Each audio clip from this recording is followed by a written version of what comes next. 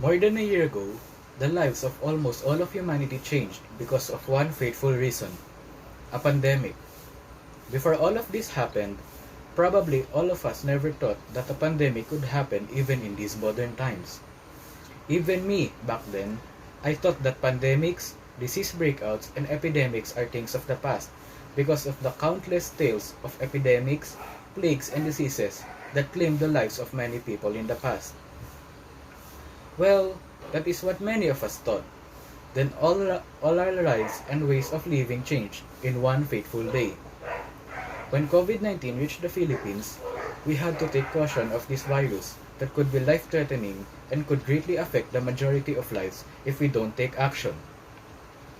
That is why the government put up virus prevention measures, and even with our modern, advanced technology, all of us were forced to take serious precautionary measures when this pandemic hit us, such as lockdowns, quarantines, checkpoints, and many more.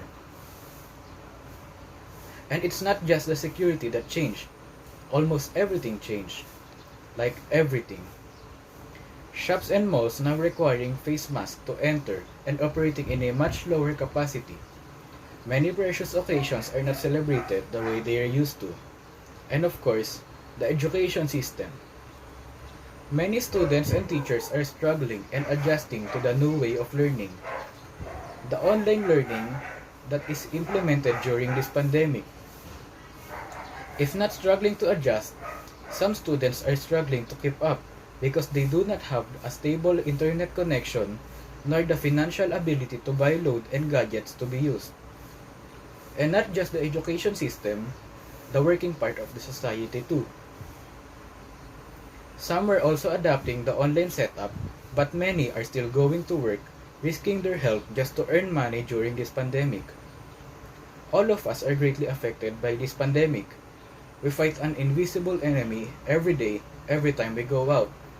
How will we fight this enemy, you may ask? Well, we are fighting this for over a year now, and we use many strong, weak, and different weapons from our arsenal. The most effective, reliable, and affordable weapon so far is the face mask. Some masks offer greater protection, but a common surgical mask is proven effective. Face masks will protect our faces, especially our mouths and noses, from the risk of virus transmission, so we will not catch the virus. This weapon can have upgraded protection by wearing face shields. Please always wear your face mask, especially when going out. Another effective weapon to fight COVID-19 is the washing of hands for at least 20 seconds. And also, by sanitizing our hands with alcohol that has 70% solution.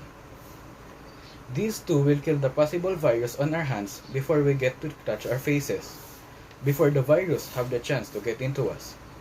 Please wash your hands or sanitize them with alcohol in order to protect not just you, but also your home from COVID-19.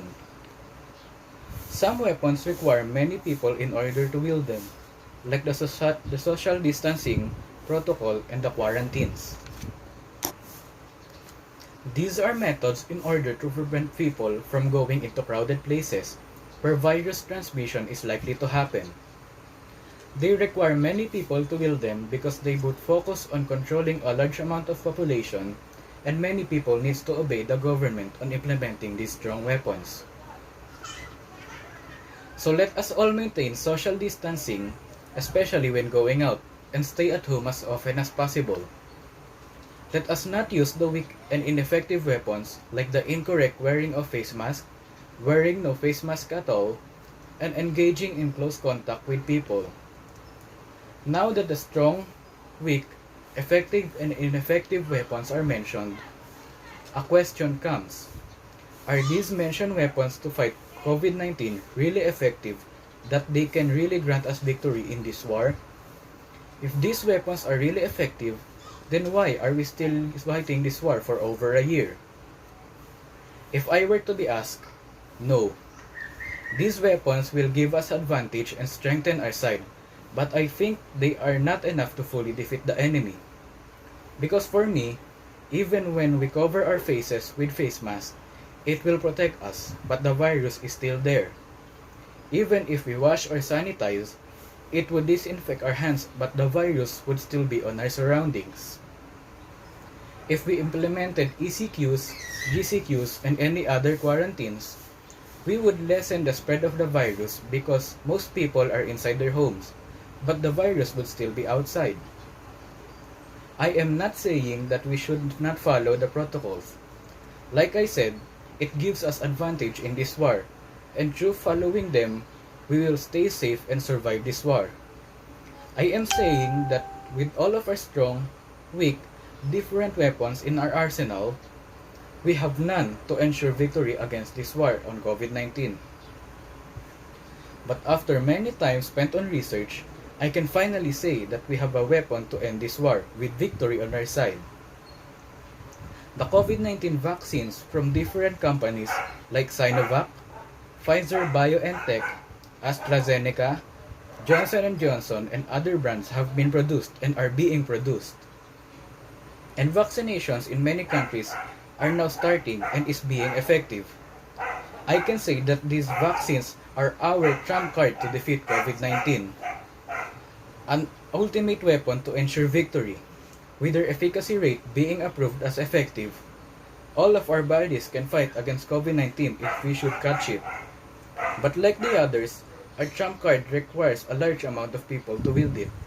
So I am encouraging everyone to get vaccinated so that we will return to our normal lives before this deadly disease. But for some people that have an existing medical condition, you have to get approval from your doctor first if you get the vaccine. Let us all go back to normal, everyone. With these vaccines, victory is within our grasp. Let us all win against COVID-19.